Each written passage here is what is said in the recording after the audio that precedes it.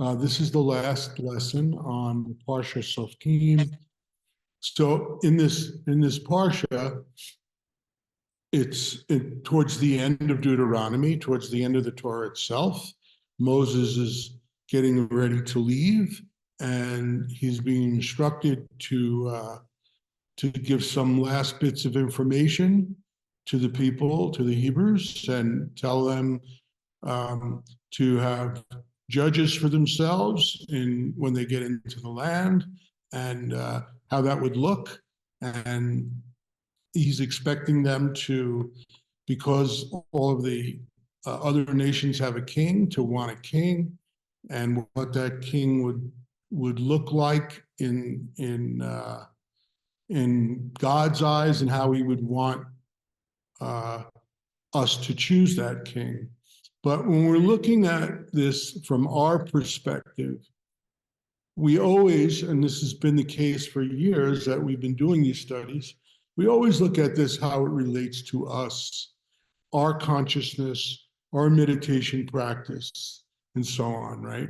So these instructions, and Torah really means instruction, are related to sort of our own struggles, our own consciousness, our own transformation, and we cross these borders to higher states of consciousness. The Sefer Yetzirah says there's 32 paths, 32 higher states of consciousness, right?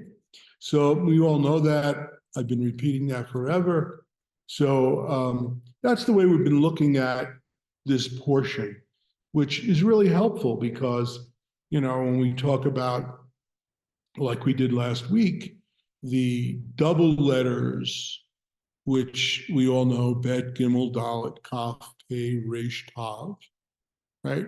They're the energies of what we call our inner court. Those energies, those names, those holy names. And in our inner court, where our thoughts, emotions, those things are things that sort of govern our lives. And each of those letters relates to the very primordial things within us: life and death, wisdom and folly, peace and war, all these things going on within us. These double letters, as we come to know them through our meditation practice, we come finally to the Tav, which is sort of our king, the king within us, who is the master of our inner court. So we have that experience with. So if this seems new to you, go back to the second lesson in Shoftim, and we talked a little bit more in detail about that. And that inner court is governed by this Tav, or seal, that victory over those things. Not a stranger, not something from the outside, not some rabbi, not some meditation teacher, not some, God forbid, politician, or drug, or alcohol, or any of those things. Narratives from within. We have master of our inner court. So now, today, I'm going to move to the end of the Torah portion, skipping a lot of very important things, but I wasn't planning on doing the whole portion every moment of it. I'm going to do, this is all Deuteronomy, Devarim, 20:19. I'll read it. When in your war against a city, you have to besiege it a long time in order to capture it, you must not destroy its trees. Wielding the axe against them, you may eat of them, but you must not cut them down. Because man is the tree of the field. Only trees that you know do not yield fruit may be destroyed. You may cut them down for constructing works against the city that is waging war on you until it has been reduced. So why am I picking this particular verse, these two verses actually, about trees? It means a lot to us in a Kabbalistic sense. And the Kabbalists have taught this and passed down this information to us. The Hebrew in this verse, Ki Hadam Etz Hasadeh, is because man is the tree of the field. So basically what the Torah is telling us here is that we're looking at this on a deeper level. So, and that does not discount the actual superficial level, which the obvious meaning is this symbiotic relationship we have with nature, right? And it's a mutualistic symbiotic relationship. We don't want to go around cutting down all the trees wherever we go. That's not a great idea. But what it's telling us here on a deeper level is that man is a tree of the field. So go back to this concept of the inner court. And in the inner court, we have this field. It's like an orchard, as described in the Zohar. And this orchard, we are constantly planting and eating of its fruits. Every thought that we have, every desire, every emotion isn't just limited to that fleeting moment of that desire, that emotion. It actually creates or plants a seed that grows into a tree within us, depending upon whether we cut it down or whether we feed it, right? So the second verse that I read describes the tree that we don't want to cut down, which is the tree that bears fruit. So we look at this as the battlefield of consciousness within us, because this is the tail end of lengthy descriptions of how we should approach war in Deuteronomy, if you read the actual text. And this war we're talking about here for our purposes as the battlefield of consciousness. And this is the only way that we have transformation in our lives, right? Is if we actually go to battle with those things that hold us back, those negative fears, those structures, those things that we need to get rid of so that we can cross a border from one state of consciousness to a higher state of consciousness. The battle, the good news is that the battle, as we see in the Torah, as it is described in the Torah, isn't really won necessarily by our efforts. We have to have the desire, but God wins the battles for us. So if our desire is there to transform, if we're willing to let go, if we're willing to allow the trees that do not bear fruit to be cut down, we don't have to go out with a chainsaw and cut down those trees. God will do it for us. And this happens almost immediately after Deuteronomy in the book of Joshua. And that might be a book that we might want to study because it also has a tremendous amount of Kabbalistic symbolism in there. But immediately God brings the people of Israel, with Joshua at the helm now, across the Jordan. And they use the Hebrew letters. They call it 12 stones, which represent 12 elemental letters and 12 tribes. And suddenly the Jordan River parts for them and they go across, and the kings are amazed, right? And then the walls of Jericho come down from the blowing of the shofar and the shouting of these letters. So all of this amazing stuff happens, but not through really the force of the Israelite people, but rather through these sound vibrations and through Hashem himself and these name vibrations allowing this to happen, where God says to Joshua, wherever your feet touch, I will give that land to you. So it's not a matter of force, it's a matter of desire. So when we go back to this particular verse in Deuteronomy where it says, don't cut down these, as you begin to go into war. And there's another verse actually that precedes this that I want to read. Just says, when you approach the town to go to war, offer it shalom. This is 2010. And the Hebrew, where it says offer it shalom, is Eliah shalom. So Eliah is offer it the shalom of God, the blessing of God. Right? It's a unique thing to say because you're going into battle.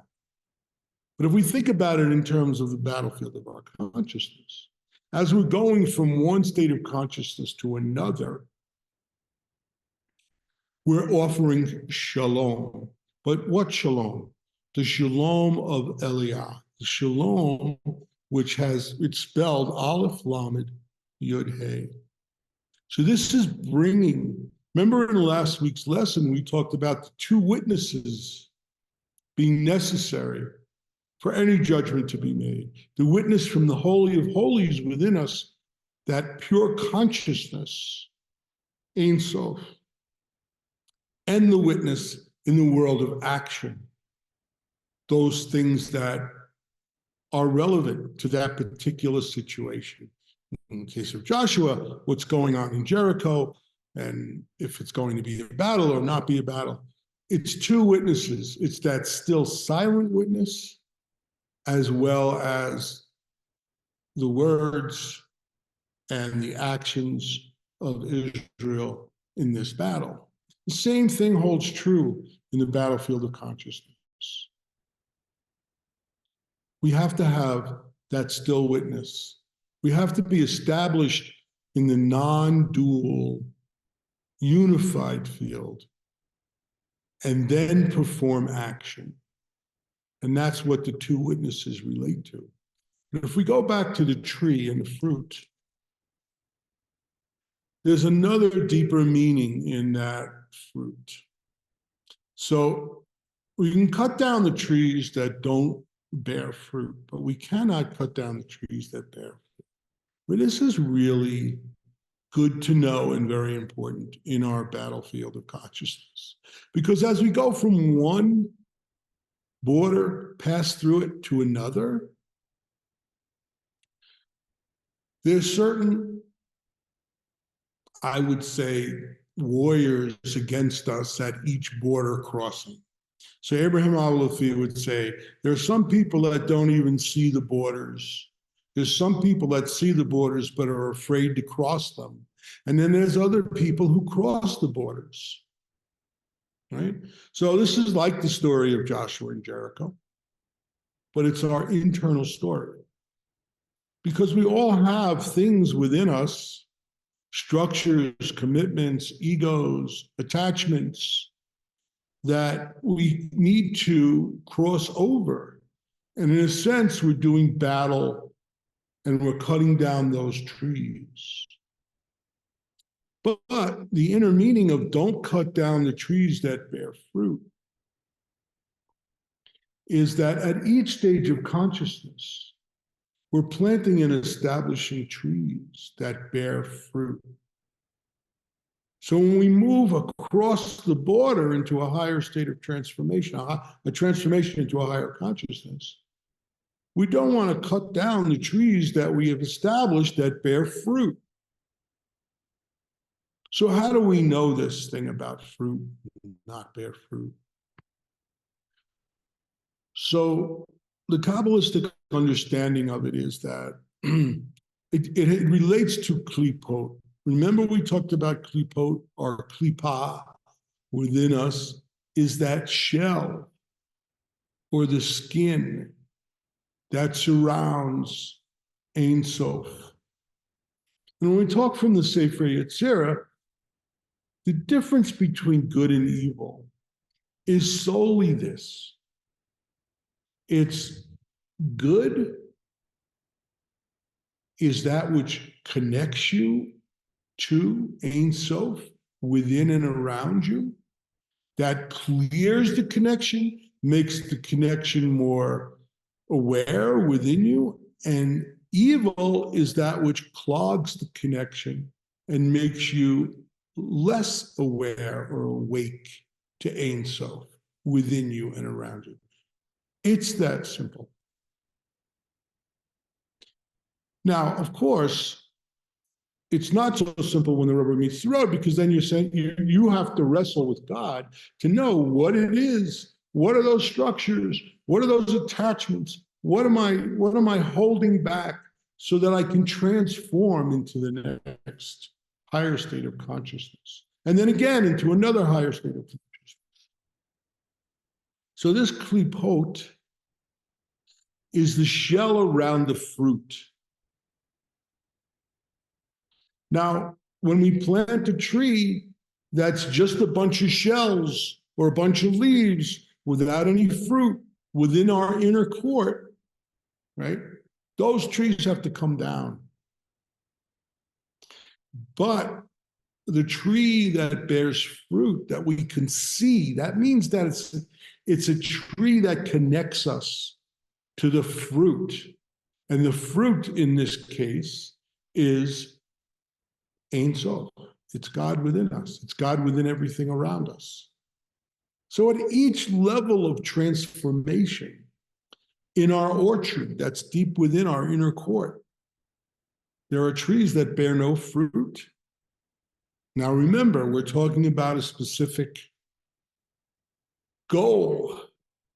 You know, our aspiration is one, is to experience that non-dual nature, the oneness of God within us and around us.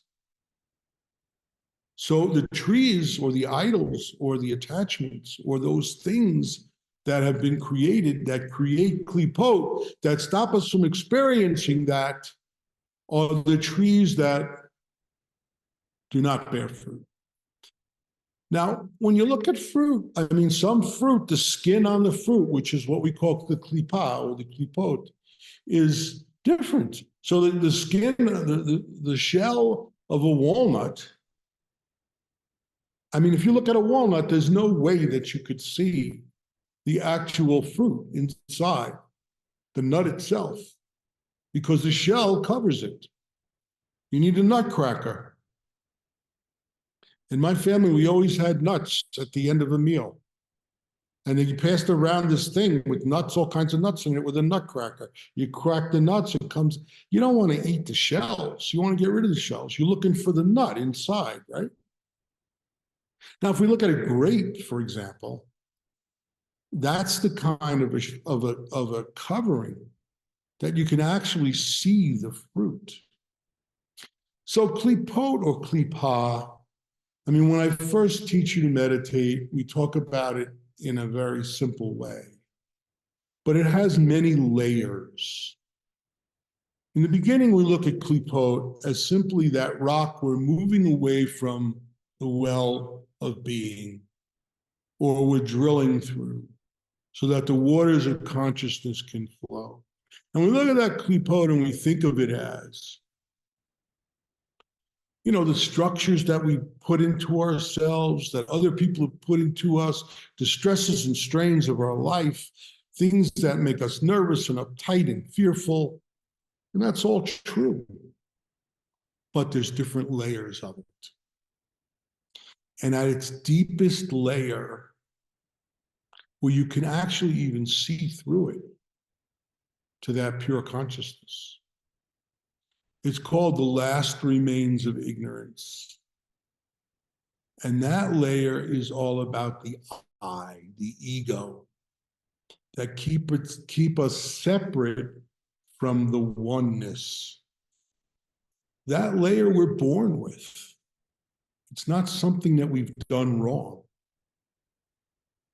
And many of those internal, deepest layers, they're there for a reason. So we don't think in terms of bad. We think in terms of it's a means to an end. Even with fruit, the skin of the fruit protects the actual fruit itself, right? So we don't want to destroy that eye before it's ready to go.